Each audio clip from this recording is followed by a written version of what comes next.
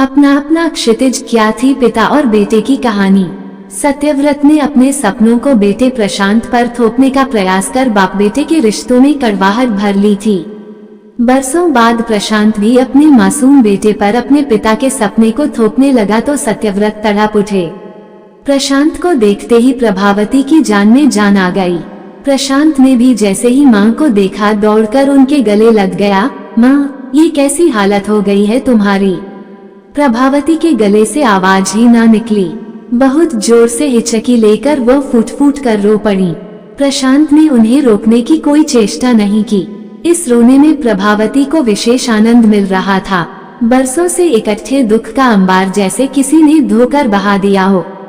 थोड़ी देर बाद धीरे से प्रशांत स्वयं हटा और उन्हें बैठाते हुए पूछा, माँ, पिताजी कहाँ हैं? अंदर, वो बड़ी कठिनाई से बोली। एक क्षण को मन हुआ कि कह दें, पिताजी हैं ही कहाँ, पर जीभ को दांतों से दबाकर खुद को बोलने से रोक लिया। सच बात तो ये थी कि वह अपने जिस पिता के बारे में पूछ रहा था वह तो कब के विदा हो चुके थे। अवकाश ग्रहण के 2 माह बाद ही या एक तरह से सुशांत के पैरों पर खड़ा होते ही उनकी देह भर रह गई थी और जैसे सब कुछ उड़ गया था। अपनी आवाज की एक कड़क से, अपनी भौहों के एक इशारे से पिताजी का जो व्यक्तित्व इस्पात की तरह सबके सामने बिना आए ही खड़ा हो जाता था, वो पिताजी अब उसे कहाँ मिलेंगे। प्रशांत दूसरे कमरे की ओर बढ़ा तो तुरंत प्रभावती के पैरों पर रजनी आकर झुक गई और साथ ही 7 बरस का नन्हा प्रकाश। उन्होंने पोते को भींचकर छाती से लगा लिया। मेले में बिछुड़ गए परिवार की तरह वह सबसे मिल रही थी। पूरे 7 साल बाद प्रशांत और रजनी से भेंट हो रही थी। वह प्रकाश को तो चलते हुए पहली बार देख रही थी। उसकी डगमग चाल, तुतलाती बोली, कच्ची दूधिया हंसी, ये सब वो देख सुन नहीं सकी थी। साल दर साल केवल उसके जन्मदिन पर उनके पास प्रकाश का एक सुंदर सा फोटो आ जाता था और उन्हें इतने से ही संतोष कर लेना पड़ता था कि अब मेरा प्रकाश ऐसे दिखाई देने लगा है। 7 साल पहले जब वो कुल 9 माह का था, तभी प्रशांत घर छोड़कर अपने परिवार को लेकर वहां से दूर बंगलौर चला गया था। इस अलगाव के पीछे मुख्य कारण था प्रशांत और सुशांत की आपसी नासमझी और उनके पिता द्वारा बोया गया विषैला बीज। सुशांत डॉक्टर था और प्रशांत कॉलेज में शिक्षक। बस यही अंतर दोनों के मध्य उनके पिता के कारण बड़ा होता चला गया और इतना बड़ा कि फिर पाटा न जा सका। उनके पिता सत्यव्रत शुरू से ही चाहते थे कि दोनों बच्चे डॉक्टर बने। इसके लिए उन्होंने अपनी सीमित आय की कभी परवाह नहीं की। उनका बराबर यही प्रयत्न रहा कि उनके बच्चों को कभी किसी चीज का अभाव न खटके। सत्यव्रत दफ्तर से लौटने के बाद बच्चों की पढ़ाई पर ध्यान देते, उनका पाठ सुनते, उन्हें समझाते, उनकी गलतियां सुधारते, उन्हें स्वयं नाश्ता परोसते, उनके कपड़े बदलते, बत्ती जलाते, मसहरी लगाते, पुस्तकें खोलकर रखते। बच्चे पढ़ते पढ़ते सोने लगते तो पंखा चला देते, दूध का गिलास थमाते, कभी अपने हिस्से का दूध भी दोनों के गिलास में उड़ेल देते। सोचते, बहुत पढ़ते हैं दोनों, गिलास भर दूध से इनका क्या होगा। भविष्य के दर्पण में उन्हें 2 डॉक्टर बेटों का अक्स दिखाई पड़ता और वो दोगुने चौगुने गर्व से झूम उठते। अपने इस सपने को बुनने में बस इसी बात का कोई ध्यान नहीं रखा कि असल में उनके बेटे क्या चाहते हैं, उनकी रुचि किस बात में है, डॉक्टर बनने में या इंजीनियर अथवा कुछ और बनने में। सत्यव्रत इस मामले में एक तानाशाह की तरह थे, जो सोच लिया वो बच्चों को पूरा करना ही है। वो सदा यही सोच कर चलते थे, पर ऐसा हो कहाँ सका। बड़े लड़के प्रशांत को डॉक्टर बनने में कोई रुचि नहीं थी। उसका कविताओं, कहानियों, पेंटिंग, साहित्य में खूब मन लगता था। कई बार वह पढ़ाई के ही मध्य में आड़ी तिरछी लकीरें खींचता पकड़ा जाता था। कभी रेखागणित की आकृतियां बनाते बनाते पन्ने पर कविता लिखने लगता था। सत्यव्रत की नजर उस पर पड़ जाती तो जैसे आग में घी पड़ जाता। खूब कसकर धुनाई होती उसकी, खाना बंद कर दिया जाता, उसे सोने नहीं दिया जाता, यहाँ तक कि प्यास से उसका कंठ सूखने लगता, पर वह नल में मुंह नहीं लगा सकता था। वो अक्सर कहा करते, साहित्य, पेंटिंग, कविता भी कोई विषय है। प्रभावती सन रह जाती, हाथ जोड़कर कहती, मेरे बेटे को इतना मत सताओ, उसकी तो तारीफ होनी चाहिए कि वो इतनी भैया। कहानियाँ लिखता है, तुम्हें कब अक्ल आएगी पता नहीं। कविता, कहानी से पेट नहीं भरता, वह चीख कर कहते, जानती हो न कि कितने कवि और लेखक भूखों मरते हैं। वह इतने से ही बस न करते, कहते, मैं जानता हूँ तुम ही प्रशांत का दिमाग बिगाड़ रही हो, पर अच्छी तरह समझ लो इसे कवि या शिक्षक नहीं, डॉक्टर बनना है। इसका भोजन अभी तो एक दिन ही बंद हुआ है, कभी हफ्ते भर भी बंद किया जा सकता है। डर से प्रभावती के हाथ फूल जाते, क्या कहें बेटे को। हर व्यक्ति एक ही बात को आसानी से नहीं सीख सकता, किसी के लिए हिसाब आसान है तो किसी के लिए इतिहास। प्रकृति ने सबकी समझ का पैमाना एक कहाँ रखा है, पर वो ये भेद अपने पति को न समझा पाती। उन्हें तमाशाई बनकर चुपचाप सब कुछ देखना सहना पड़ता। सबसे बुरी हालत तो प्रशांत की हो गई थी। अपनी और पिता की इच्छाओं के मध्य वह झूलता रहता था। न वो कविता लिखना छोड़ सकता था, न पिता की तमन्ना पूरी करने से पीछे हटना चाहता था। दिन रात किताब उसकी आंखों के आगे लगी रहती थी। इस चक्कर में आंखों पर मोटे फेरम का चश्मा चढ़ गया था, चेहरे की चमक खो गई थी। वो किसी से कुछ कहता नहीं था, बस भीतर ही भीतर छटपटाता रहता था। इसके विपरीत सुशांत की आंखों के आगे बस एक ही सपना तैरता रहता था, डॉक्टर बनने का। उसके लिए उसे न पिता से मदद लेने की जरूरत थी न माँ से। प्रशांत को बड़ी तेजी से पीछे छोड़ता हुआ सुशांत अपनी मंजिल की ओर बढ़ रहा था। सत्यव्रत उसे देख देख कर निहाल होते रहते थे। पड़ोसियों में बखान करते और दोस्तों से तारीफ करते न अघाते। सुशांत से तुलना करके वो प्रशांत को नीचा दिखाते रहते। सुशांत प्रशांत से सिर्फ 1 साल ही छोटा था, पर दोनों एक ही कक्षा में थे। दोनों ने एक साथ ही मेडिकल में दाखिले के लिए तैयारियां की थी और साथ ही परीक्षाएं दी थीं। नतीजा निकला तो प्रशांत असफल था और सुशांत सफल। सुशांत आगे की पढ़ाई के लिए मुजफ्फरपुर रवाना हो गया। प्रशांत अपनी असफलता के साथ साथ पिता के व्यंग्य बाणों से घायल अपने कमरे में बंद हो गया। प्रभावती चीख कर बोली थी, इसीलिए तो कहा था, इसे जो राह पसंद है उसी पर चलने दो। जिस पढ़ाई में इसकी रुचि नहीं है उसमें धक्के देकर मत चलाओ। इसकी अपनी कोई राह नहीं है। मेहनत से जी चुराने की सजा इसने पाई है। पूरे समाज में इसने मेरी नाक कटवा दी है। तुम्हें कुछ पता है कि क्या करेगा यह आगे? कलम घिसेगा कलम, बस कौन जानता है कलम घिसते घिसते ये कहां से कहां पहुंच जाए। सुशांत ने अगर तुम्हारी डॉक्टरी की लाइन पकड़ ही ली है तो क्या हुआ? प्रशांत भी मनचाहे क्षेत्र में कहीं ज्यादा सफल हो। तुम साहित्यकारों कवियों के महत्व को नकारते क्यों हो? ऐसी बहसों से सत्यव्रत प्रभावती की ओर से बेटे को मिलने वाली तरफदारी समझते। वह कहते, मैं उसे राह दिखाता हूँ तो तुम्हें बुरा लगता है क्या? मेरा बेटा नहीं है। वह किसी भी पौधे के विकास के लिए उसकी काट-छांट जरूरी है। वही काम मैं भी कर रहा हूँ। प्रभावती को कहना ही पड़ता, पर काट-छांट इतनी अधिक न करे कि पौधे का विकास ही न होने पाए। पर अपनी जिद पर अड़े सत्यव्रत ने प्रशांत से फिर डॉक्टरी में प्रवेश की तैयारी कराई, पर नतीजा फिर वही निकला। तीसरी बार प्रशांत ने जबरदस्ती तैयारी नहीं की। मन में पिता के प्रति एक विद्रोह, एक क्रोध लिए प्रशांत उन दिनों भटकने लगा था। न वह ढंग से खाता पीता था, न सोता था और न घर में रहता था। देर रात तक वह घर से बाहर रहता, यहाँ तक कि घर के सदस्यों से उसकी बातचीत भी बंद हो जाती। पिता की तो वह सूरत भी नहीं देखना चाहता था। जब सत्यव्रत ने प्रशांत का ये रूप देखा तो धीरे धीरे उसके प्रति उनका रुख बदलता गया। अब वो केवल सुशांत की देखरेख में खोए रहने लगे। प्रशांत की ओर से उनका मन खट्टा हो गया। अपने बेटे के रूप में मात्र कलम गिस्सू की कल्पना न उनसे होती थी और न ही किसी के पूछने पर उनसे यह परिचय ही दिया जाता था। कई बार तो वह मित्रों में बस सुशांत की चर्चा करते, प्रशांत की बात गोल कर जाते। कोई बहुत जोर देकर प्रशांत से मिलने की चर्चा करता तो उसकी मुलाकात सुशांत से करवाकर झट से बहाना बना देते, प्रशांत घर पर नहीं है। प्रभावती का मन चूर चूर हो जाता और प्रशांत पंख कटे पंछी सा छटपटाता रह जाता। सत्यव्रत अब जैसे सुशांत के लिए ही जी रहे थे। जब तक सुशांत घर में रहता वह उसके लिए एक एक चीज का ध्यान रखते। प्रशांत यह सब देख देख कर कटता रहता, फिर भी वह पिता की किसी बात का विरोध न करता।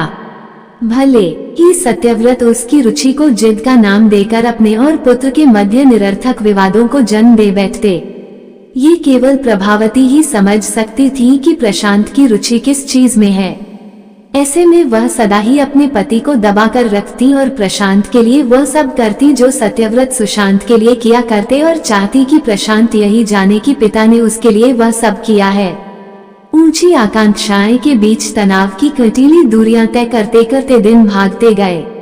प्रशांत साहित्यकार के रूप में स्थापित हो चुका था और सुशांत डॉक्टर बन चुका था। अब दोनों घर पर ही मौजूद रहते। इसका नतीजा ये हुआ कि दोनों भाइयों में मतभेद पैदा होने लगे। गांव और मोहल्ले वाले भी सत्यव्रत की देखा देखी प्रशांत और सुशांत की तुलना कर उनमें नीचे और ऊपर की सीमा खींचने लगे थे। असल में खींचातानी तो तब शुरू हुई जब सुशांत अपनी डॉक्टर पत्नी लाया और प्रशांत अपने ही साहित्य की प्रशंसिका ब्याह लाया। घर में प्रशांत का कम मान सम्मान और सुशांत की अधिक इज्जत प्रशांत की पत्नी को हिलाने लगी थी। स्वयं सुशांत और उसकी पत्नी पूनम को भी प्रशांत का ये कहकर परिचय देना कि साहित्यकार है अच्छा न लगता। रोज रोज के इस मान अपमान ने प्रशांत को इतना परेशान कर दिया कि एक दिन उसने घर ही छोड़ दिया। तब रजनी की गोद में 9 महीने का प्रकाश था। प्रभावती के चरण छूकर उसने कहा था, माँ, जब भी तुम्हें मेरी जरूरत हो मुझे बुला लेना। प्रशांत के जाने के 1 वर्ष बाद ही सत्यव्रत सेवानिवृत्त हो गए थे। कुछ सालों तक घर आसानी से चलता रहा था। सुशांत और पूनम के हंसी ठहाके, सत्यव्रत की परम संतोषी मुद्रा, इन सब के बीच अपने एक पुत्र के विछोह के क्लेश को मौन रूप से झेलती प्रभावती बस जीती थी एक पत्थर की तरह। कभी कभार पत्र पत्रिकाओं में अपने पुत्र की प्रशंसा देख पढ़कर पल भर के लिए उन्हें सुकून मिल जाता था। धीरे धीरे समय ने करवट बदली। सुशांत को अपने विषय में शोध के लिए 3 वर्ष अमेरिका जाने का अवसर मिला। वह माँ बाप को आश्वासन देता हुआ पूनम के साथ चला गया। अब घर में केवल सत्यव्रत और प्रभावती के साथ अकेलापन रह गया। सत्यव्रत किताबें पढ़कर वक्त काटने लगे थे। घर में जितनी किताबें थीं, सब प्रशांत की सहेजी संजोई हुई थीं। प्रशांत द्वारा अलग अलग पन्नों पर खींची गई लकीरों को देख और कुछ अपनी ओर से लिखी गई टिप्पणियों को पढ़कर सत्यव्रत मुस्कुराते। प्रभावती मन ही मन डरती कि ऐसा न हो कि वो पुनः इन पुस्तकों को पढ़कर प्रशांत का मजाक उड़ाने लगी।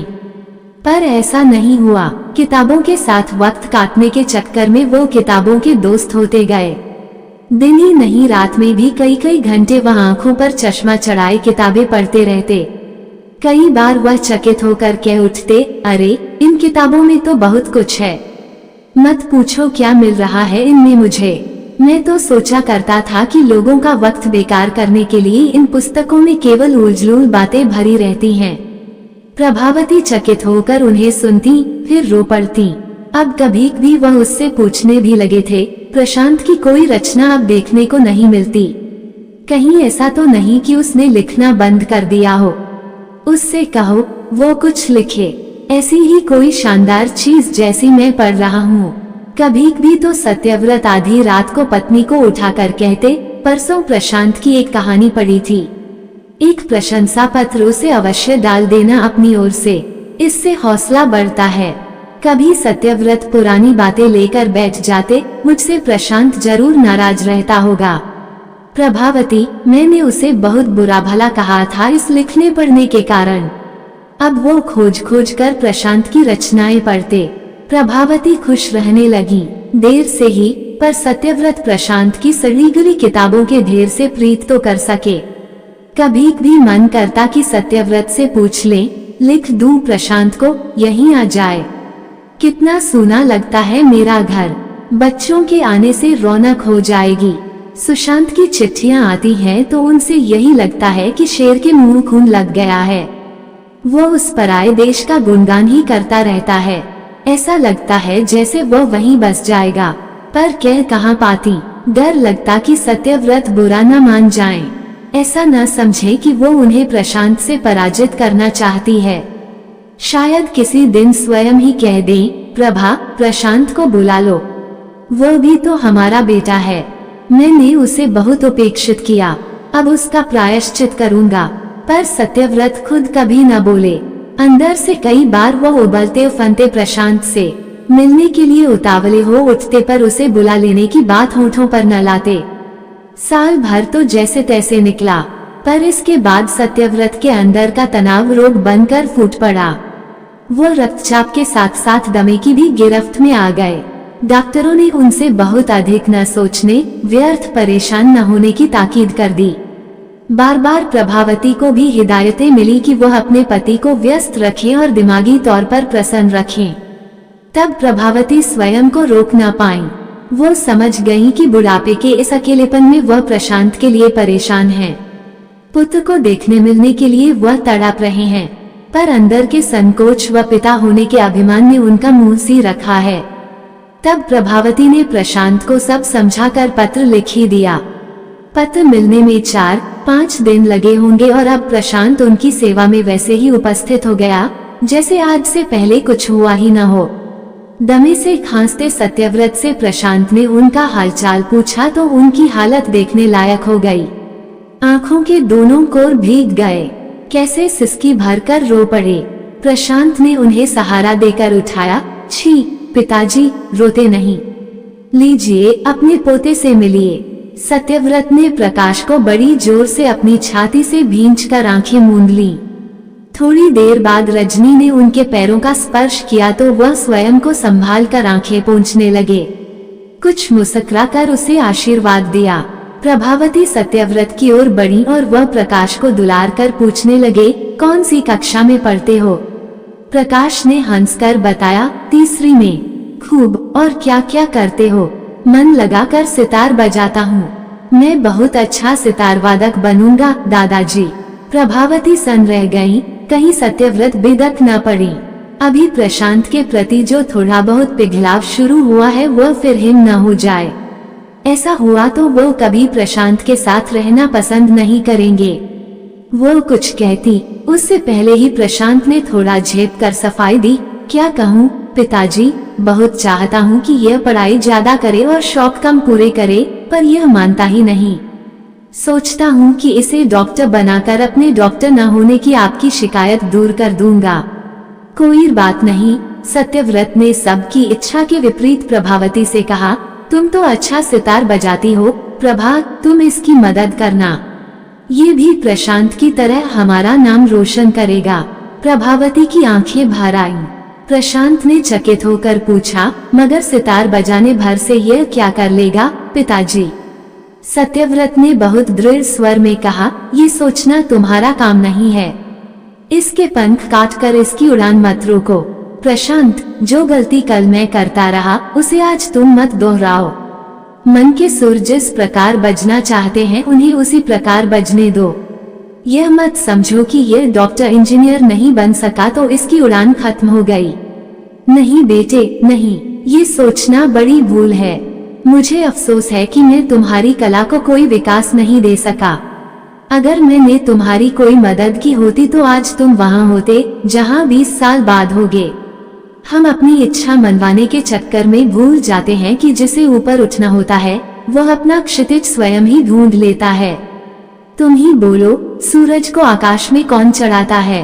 कोई भी तो नहीं, वो खुद ही ऊंचाइयों की तरफ उठता चला जाता है। आपको ये कहानी कैसी लगी हमें कमेंट कर जरूर बताएं।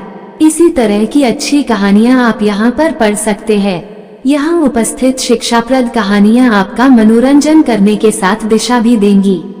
तो बने रहिए हमारे साथ और हमारे प्रयास को सफल बनाएं।